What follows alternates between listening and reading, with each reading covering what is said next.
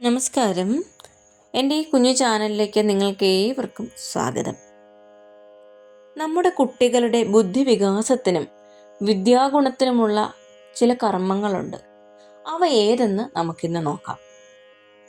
കുട്ടികൾ ജനിച്ച ഉടൻ വയമ്പും സ്വർണവും ഉരച്ച് തേനിൽ ചാലിച്ച് നാവിൽ തേച്ചു കൊടുക്കാറുണ്ട്.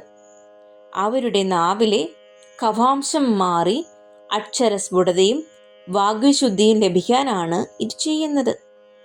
ശുഭമുഹൂർത്തത്തിൽ, പ്രത്യേകിച്ച് സ്വാരസ്വത യോഗമുള്ളപ്പോൾ ഇത് ചെയ്യുന്നത് കൂടുതൽ ഫലപ്രദമാണ്. കുട്ടിയുടെ ജാതകത്തിലെ 5-ാം ഭാവം, 2-ാം ഭാവം, 9-ാം ഭാവം തുടങ്ങിയവയെ വിലയിരുത്താം. 5-ാം ഭാവാധിപനെ വിരിച്ചിട്ടുള്ള ലഘുമന്ത്രങ്ങളോ നാമങ്ങളോ പതിവായി കുട്ടി ജപിക്കുന്നത് ഒരു ശീലമാക്കുക. ചെറുപ്പത്തിൽ തന്നെ ജപം ശീലിക്കുന്നത് അതീവ ഫലപ്രദമെന്ന് പല ആചാര്യന്മാരും പറഞ്ഞിട്ടുണ്ട്. ഇതുമൂലം ഏകാഗ്രത, ബുദ്ധിക്ക് തെളിച്ചം, മനോശുദ്ധി തുടങ്ങിയവ കൈവരുന്നു. ഒരു ഉത്തമ ഗുരുനാഥന്റെ നിർദ്ദേശപ്രകാരം മാതാപിതാക്കൾ ഇക്കാര്യം ശ്രദ്ധാപൂർവം കുട്ടിയെക്കൊണ്ട് ചെയ്യിക്കുന്നത് നന്നായിരിക്കും. 5-ൽ ശനി അശുഭ ഫലദാതാവായി നിന്നാൽ മനോജഡത, ആലസ്യം തുടങ്ങിയവ അനുഭവപ്പെടും.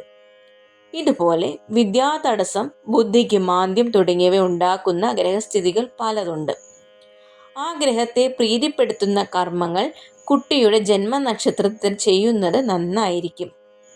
പ്രസ്തുത പൂജയോ ഹോമമോ കഴിച്ച ശേഷം വിധിപ്രകാരം മന്ത്രശുദ്ധി വരുത്തിയ സാരസ്വതകൃതം, ബ്രഹ്മീകൃതം തുടങ്ങിയവയിൽ ഏതെങ്കിലും കുട്ടിക്ക് കൊടുക്കാവുന്നതാണ്.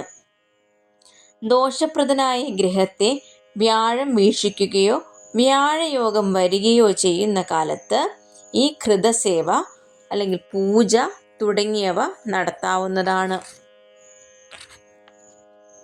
വിദ്യാരാജഗോപാലയന്ത്രം, താരയന്ത്രം തുടങ്ങിയവ വിധിപ്രകാരം എഴുതി കുട്ടിയുടെ കഴുത്തിൽ അണിയിക്കുന്നതും ഫലപ്രദമാണ്.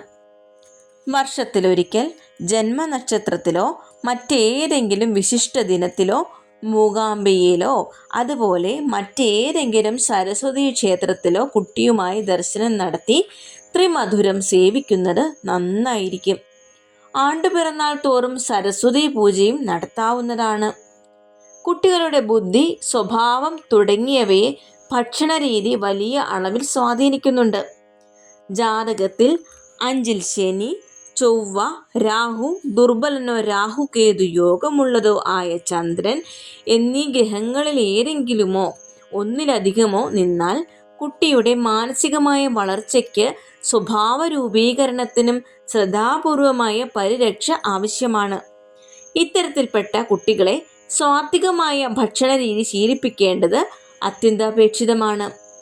പ്രത്യേകിച്ച് ചൊവ്വയെപ്പോലെ ഒരു ഗ്രഹം അനിഷ്ടനായി 5-ൽ നിന്നാൽ കുട്ടി തീവ്രമായ മനോസംഘടനയോട് കൂടിയവനാകും. ഈ ഘട്ടത്തിൽ മാംസാഹാരം, എരിവും പുളിയും കൂടുതലുള്ള ആഹാരം തുടങ്ങിയവ ശീലിക്കുന്നത് ആ തീവ്രത വർദ്ധിപ്പിക്കുവാനേ ഉതകൂ. സൂര്യൻ, കേതു എന്നീ ഗ്രഹങ്ങൾ അനിഷ്ടരായി 5-ൽ നിന്നാൽ മനോജഡത, മാന്ദ്യം തുടങ്ങിയവ അനുഭവത്തിൽ വരാം.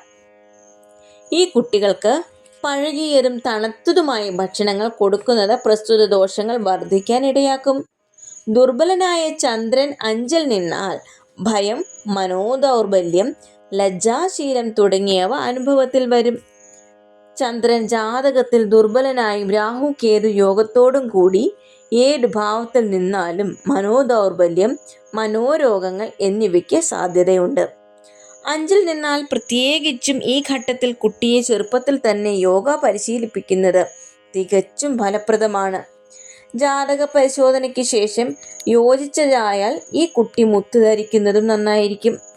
പൊതുവെ പറഞ്ഞാൽ 5-ൽ അശുഭഗ്രഹയോഗമുള്ള കുട്ടികളെ സാത്വിക ഭക്ഷണം ശീലിപ്പിക്കുന്നത് തന്നെയാണ് അവരുടെ മാനസികവും ബുദ്ധിപരവുമായ ആരോഗ്യത്തിന് ഉത്തമം. ഈശ്വരഭജനം, ക്ഷേത്ര ദർശനം, ജപം തുടങ്ങിയവയിൽ ഇവർക്ക് ആഭിമുഖ്യം വളർത്തുന്നത് നന്നായിരിക്കും. എൻ്റെ ഈ കുഞ്ഞു ചാനൽ നിങ്ങൾക്കെല്ലാവർക്കും ഇഷ്ടമാകുന്നുണ്ട് എങ്കിൽ ലൈക്ക് ചെയ്യാനും സബ്സ്ക്രൈബ് ചെയ്യാനും ബെല്ലൈക്കൺ എനേബിൾ ചെയ്യാനും മറക്കരുത്. Thank you for watching.